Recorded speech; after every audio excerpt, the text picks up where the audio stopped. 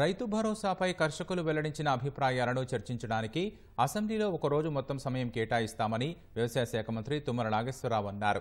రైతు భరోసాపై అన్నదాతలు, రైతు సంఘాల ప్రతినిధుల అభిప్రాయాలు పరిగణలోకి తీసుకుని విధానపరమైన నిర్ణయం తీసుకుంటామని వెల్లడించారు. రేషన్ కార్డు లేని వారికి రుణమాఫీ ఉండదనే దుష్ప్రచారాన్ని నమ్మొద్దన్న మంత్రి రైతు సంక్షేమమే కాంగ్రెస్ ప్రభుత్వ లక్ష్యమని ఉద్ఘాటించారు. రైతు భరోసా అమలు విధి విధానాలపై అన్నదాతల అభిప్రాయ సేకరణకు ఏర్పాటైన కేబినెట్ సబ్ కమిటీ ఉమ్మడి కరీంనగర్ జిల్లా రైతులతో ముచ్చటించింది. కరీంనగర్ లో ఏర్పాటు చేసిన సమావేశానికి మంత్రి తుమ్మల నాగేశ్వరరావుతో పాటు మంత్రులు ఉత్తమ్ కుమార్ రెడ్డి, శ్రీధర్ బాబు, పొంగులేటి శ్రీనివాస్ రెడ్డి సహా పలువురు ప్రజా ప్రతినిధులు, అధికారులు హాజరయ్యారు. గత 10 ఏళ్ల కాలంలో రైతులకు పంటల బీమా సదుపాయం లేదని, కాంగ్రెస్ ప్రభుత్వం రైతుల వాటా కూడా చెల్లించి అందుబాటులోకి తీసుకురావాలని ఎమ్మెల్సీ జీవన్ రెడ్డి సూచించారు. ఆర్థిక పరంగా ఇబ్బందులున్నా రుణమాఫీకి 31,000 కోట్లు కేటాయించి లక్షలోపు రుణాలను మాఫీ చేశామని మంత్రి శ్రీధర్ బాబు అన్నారు. పంటల బీమా పథకం గత ప్రభుత్వ హయాంలో ఏదైతుందో పంట నష్టపోతే రైతుకు ఎన్నడూ కూడా 1 రూపాయి సహాయం అందింపజేయడం జరగలేదు.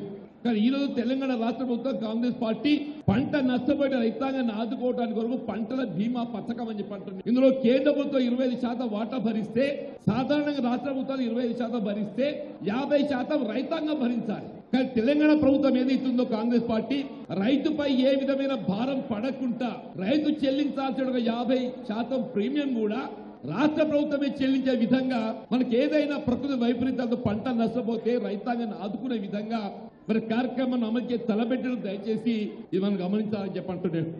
ఎప్పుడైనా గత 10 సంవత్సరాల కాలంలో రైతులతోని ముఖాముఖి మాట్లాడి వారి అభిప్రాయాలను తీసుకునే ఒక విధానాన్ని రూపొందించాలని ఆలోచన వైనాన్ని మర్చిపోయింది. ఈరోజు రైతుల నుంచి ప్రజాభిప్రాయ సేకరణ చేసుకోవాలి, విధానాన్ని మీ ముందు పెట్టాలని ఆలోచన చేస్తున్న తరుణంలో ఇక్కడున్న మా వ్యవసాయ శాఖ మంత్రి గారు తుమ్మల నాగేశ్వరరావు గారు, మరి అక్కడ ముఖ్యమంత్రి రేవంత్ రెడ్డి గారు, ఉప ముఖ్యమంత్రి బట్టి విక్రమార్క గారు, మేమందరం కూడా ఇచ్చిన మాట రుణమాఫీ విషయంలో 100 106 తప్పకుండా రైతులకు ఇచ్చిన మాట నిలబెడతాం అని చెప్పి 1,00,000 రూపాయల రుణమాఫీ కార్యక్రమం మొదటి దఫగా ఈ రోజు మొదలు పెట్టాం. మేమేమో రుణమాఫీ చేయాలని ఇబ్బందులు పడైనా ముందుకెళ్తా ఉంటే ప్రతిపక్షాలకు సంబంధించిన నాయకులు ఏం మాట్లాడుతూ ఉన్నారు, ఎక్కడ దీన్ని అడ్డు చేద్దాం, దీన్ని ఆపు చేసే ప్రయత్నంలో చేస్తూ ఉన్నారు.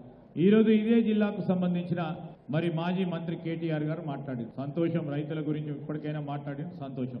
ఈగడున్న బీజేపీ పార్లమెంట్ సభ్యులు మాట్లాడింది. మేము అడుగుతా ఉన్నాం వారిని, 10 సంవత్సరాల కాలం పాటు రైతులకు సంబంధించిన సమస్య వచ్చినప్పుడు మాట్లాడలేదు మీరు. ఈ రోజు ప్రభుత్వం ఏదో మంచి చేయాలని ఉద్దేశపూర్వకంగా మరి మీరు చేసే వాక్యాలు ఈ రోజు దీన్ని ఆపు చేసే ప్రయత్నం చేస్తా ఉన్న నేపథ్యంలో ఇప్పటికైనా మార్చుకోండి. రుణమాఫీపై విపక్షాలు చేసే దుష్ప్రచారాన్ని అన్నదాతలు పట్టించుకోవద్దని మంత్రి పొంగులేటి శ్రీనివాస్ రెడ్డి అన్నారు.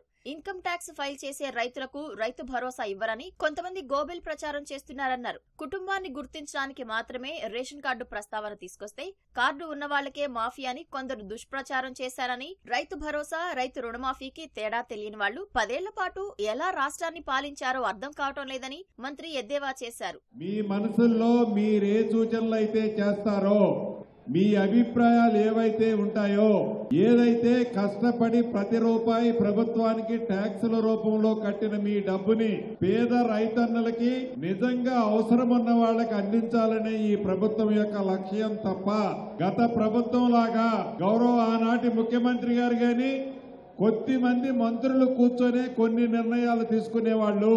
ఇది పేదోడి ప్రభుత్వం. ఇందిరమ్మ ప్రభుత్వంలో ఏ కొద్ది మందో కూర్చొని నిర్ణయం చేయొద్దు అని మీ అందరి అభిప్రాయాలు ఓపెన్ గా తెలుసుకున్న తర్వాతనే కష్టపడి మీరు కట్టే ప్రతి రూపాయికి విలువ ఉండే విధంగా రైతులకు, నిజమైన రైతులకు అందించాలన్నదే ఈ ప్రభుత్వం యొక్క ముఖ్య ఉద్దేశం. నిజంగా గత ప్రభుత్వంలో లాగా కొండలు గుట్టలకి, వాగులు వంకలకి, రియల్ ఎస్టేట్ భూములకి ప్రభుత్వం సేకరించిన భూముల్ని పట్టాలు తీసుకొని వందలాది ఎకరాలకి డబ్బులు తీసుకున్న పద్ధతిలో ఇద్దామా? నిజంగా పేద రైతులు, వెనకబడుకున్న రైతులు, మతాలు, కులాలు, ప్రాంతాలకు అతీతంగా పార్టీ ఏదైనా నిజమైన రైతుకి ఇద్దామా అనేది ఒక్కసారి ఆలోచించి మీ అభిప్రాయాలు తీసుకున్న తర్వాతనే గౌరవ ముఖ్యమంత్రి గారు కానీ, ఈ వేదిక మీద ఉన్న కేబినెట్ మంత్రులను కానీ నిర్ణయం తీసుకోవాలని మీలో చర్చ పెట్టడం జరుగుతుంది. బీఆర్ఎస్ ప్రభుత్వం రైతుల పేరిట 25,000 కోట్ల నిధులు దుర్వినియోగం చేసిందని మంత్రి తుమ్మల నాగేశ్వరరావు ఆరోపించారు. ప్రతి పైసా నిజమైన లబ్ధిదారుకు అందించాలన్న ఉద్దేశ్యంతోనే కాంగ్రెస్ ప్రభుత్వం కసరత్తు చేస్తోందని స్పష్టం చేశారు. రైతులు పంట బీమా ఇవ్వాలని అడుగుతున్నారని, తప్పకుండా రైతుల వాటా కూడా ప్రభుత్వమే చెల్లించి పరిహారం అందేలా చూస్తామన్నారు. రైతు భరోసాపై రైతులు, శాసనసభ్యుల అభిప్రాయాలు కలుపుకొని విధానపరమైన నిర్ణయం తీసుకుంటామన్న మంత్రి, అవసరమైతే ఒక్కరోజు శాసనసభలో మొత్తం అన్నదాతల అభిప్రాయాలపై చర్చిస్తామని వెల్లడించారు. రైతులు ఆనందంగా ఉండాలి. రైతులు ఆనందంగా ఉండకపోతే ఏ రాష్ట్రం కూడా సుభిక్షంగా ఉండే అవకాశం లేదు.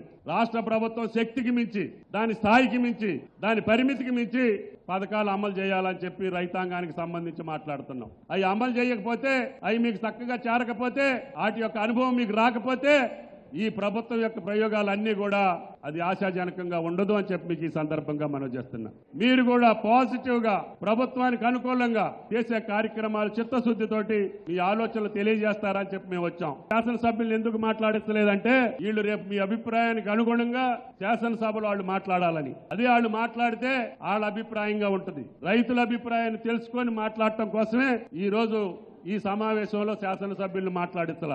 రేపు 23వ తారీఖున అవసరమైతే ఒక రోజు శాసనసభ మొత్తాన్ని కూడా రైతు భరోసాకే వాడి